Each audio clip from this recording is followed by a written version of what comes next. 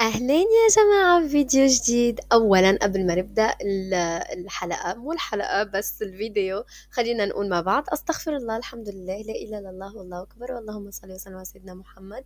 يلا نبدأ، لأنه اليوم جبت لكم مسلسل كتير حلو. عن جد أنا هلأ عم بتفرج في كل شيء، في كل المسلسلات، يا ربي سامحني يا ربي سامحني.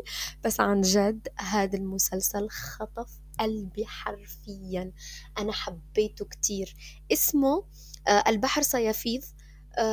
هذا المسلسل شعل فيني كل شيء، عن جد كتير حلو. فهون أنا رح أقول لكم كل شيء على هذا المسلسل، بس كمان رح أعطيكم الرابط لحتى تتفرجوا على المسلسل. فرح أحط لكم هذا الموقع لحتى تشوفوا فين. بس انزلوا تحت رح تشوفوا هذا البutton، كبسوا عليه رح تلاقوا كل الحلقات. عن جد يا أصحاب، يا أصدقاء، يا صديقات، هذا المسلسل بيفوز بكل شيء. أنا حبيته كتير. فرح أعطيكم شوية معلومات على هذا المسلسل وأحكي لكم على القصة تبعه لحتى تتفرجوا أنتوا عارفين القصة، لأنه أنا من النوع اللي بحب أعرف القصة قبل ما أتفرج. فهذا المسلسل أول شيء اسمه هذا البحر سوف يفيض. عن جد فيضني أنا، لأنه بدي أتفرج في الحلقات اللي بعدهم. هو دراما رومانسية اجتماعية عائلية، بتحسسك إنه بدك I don't know تعبطي أمك وأبوكي هلا.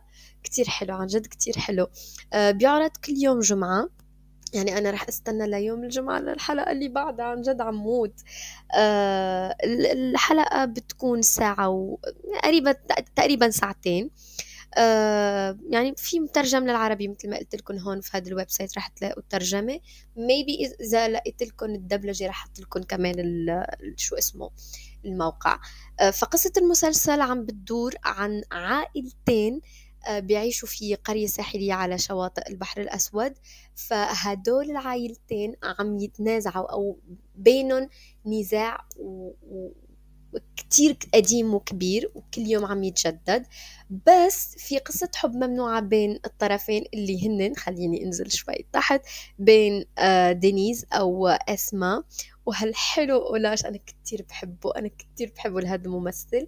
فهن حبوا بعض، كل واحد فيهم واحد من عائلة كيرتان. شو اسمه، نسيت شو اسمه، تشيرتانا وسم كوتشاري. وهي من عائلة نورتونا. فما لازم يحبوا بعض، بس مع الأسف حبوا بعض وتزوجوا من هن كانوا بعمر 20 سنة بدون ما بيقولوا ولا حدا.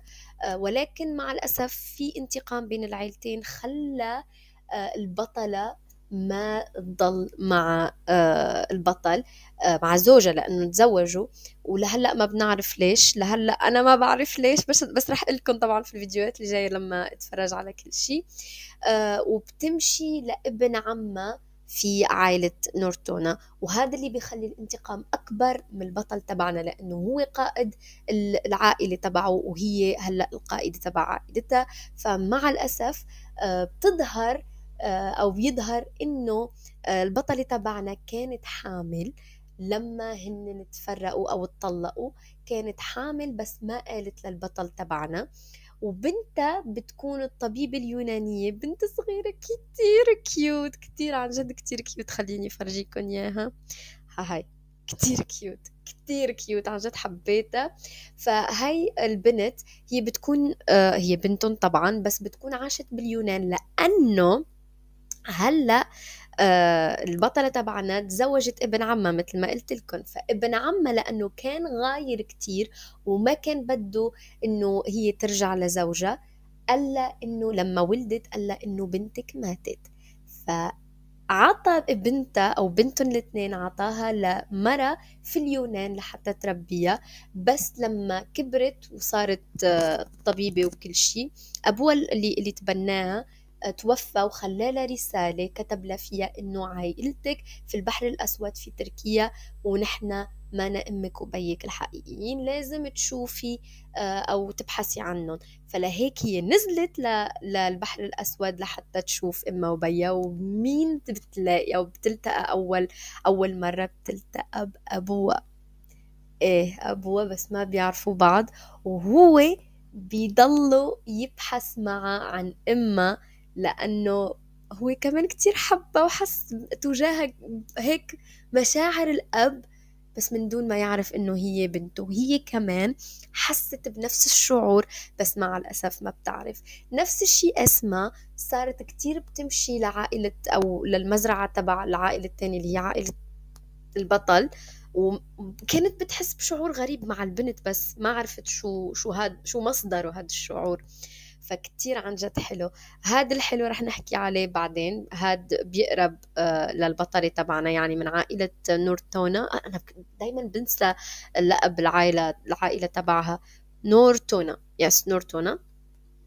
فهو بيحب إليني بنته، والبطل كتير بيحس بالغيرة لأنه حاسة إنه هي بنته، بس he can't prove it. عرفت كيف؟ هو أصلا ما كان بيعرف إنه زوجته اللي هي البطلة كانت حامل أصلا. فهمتوا كيف؟ فكتير حلو عن جد. ففي الحلقة الأولى بنشوف بداية الصراع بين العائلتين، وأسماء وأديل بيحاولوا إنه يمنعوا بعض للوصول، أو بيحاولوا إنه يمنعون للوصول لبنتهم إليني، اللي بتغير ديناميكيات العلاقات كلها في هونيك، يعني لأنه العائلتين ما بتتكلم، بس هي دخلت في وسطهم الاثنين، وهلأ صاروا الاثنين بدهم يحكوا. سو كيوت. ما بدي عن جد، ما بدي لكم على كل التفاصيل لأنه بدي اياكم تتفرجوا. عن جد تفرجوا جايز، تفرجوا لأنه كتير حلوة. في الحلقة الثانية في كتير فشل محاولات من عند شو اسمه الشخصيات الثانوية لحتى يقتلوا إليني. مع الأسف ما بتموت، وما راح بتموت، وما راح تموت، وراح تعرف مين بيا وإما. أنا بقلكم. في الحلقة الثالثة بنشوف إنه كمان بين العائلتين في كابلز تانيين، بس هن عم بيكابروا، ما بدهم يقولوا إنه نحن بنحب بعض. لا، ما بعرف كيف لكم، بس الانتقام عمى أعين هدول العائلتين، بس فيهم حب متبادل، فيهم كتير قصص حب. وفي الحلقة الرابعة لهلا آه، زوجة الحالي يعني اللي تزوجت منه بيرجع من السجن، وهو اللي قتل أبو البطل.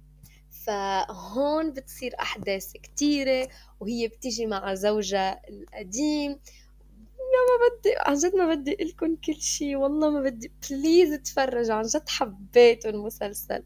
اوكي، مميزات المسلسل اول شيء بتشوفوا تركيا الثانية، لأنه أنا مثلا كنت عايشة بإسطنبول وشفتها كتير حبيتها، بس بتحسها هيك يوروب، أو حتى في المسلسلات التانيين بتحس حالك بتشوفي يوروب، بس هون لا، بتشوفي طبيعة عن جد، تصوير خيالي.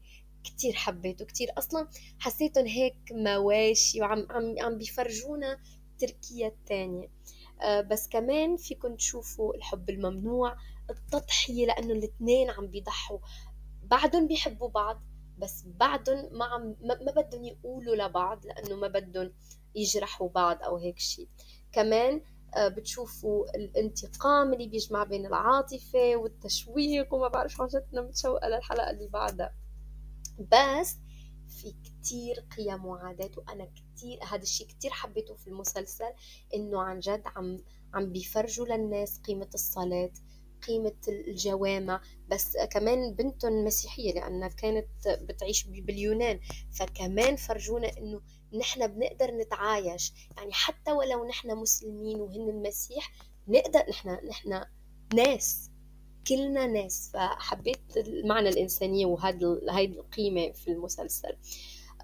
شو كمان، يعني المسلسل عم يتفرجوا فيه كتير كتير كتير، وأنا بقلكن لو ما تفرجتوا فيه عن جد خسرتوا كتير، عن جد، لأنه كتير حبيته. بليز تفرجوا. قالوا إنه عدد المسلسلات رح يكون 30، المسلسل رح يكون 30 حلقة، بس ممكن انهم يضيفوا لو الناس حبوا، او لو الكاتب حب انه يضيف شيء، بس لهلا قالوا انه 30 حلقة. هل في مدبلج او لا؟ لهلا ما لقيت شيء، بس لو رح لاقي طبعا رح احط لكم كل شيء. لهون او بيخلص الفيديو تبعنا، بس بليز تفرجوا، لا تنسوا لو بدكم تتفرجوا فيكم تكبسوا هون، بس تتفرجوا في الحلقات الموجودة. عن جد كتير حبيته، عن جد بدي اياكم تتفرجوا عليه لانه كتير حلو، وبيجمع بين الضحك بس الدراما. ما بعرف، يا الله كتير حبيته. يلا يلا قلتها كتير، يعني اكتبوا لي في الكومنت قديش من مرة قلت كتير حبيته. يلا بخليكم، بس لا تنسوا استغفر الله، الحمد لله، لا اله الا الله، والله اكبر، اللهم صل وسلم على سيدنا محمد. ولا تنسوا تصلوا، اوكي؟ لانه هاد كله ولا شيء يا جماعة. اوكي، باي باي باي باي.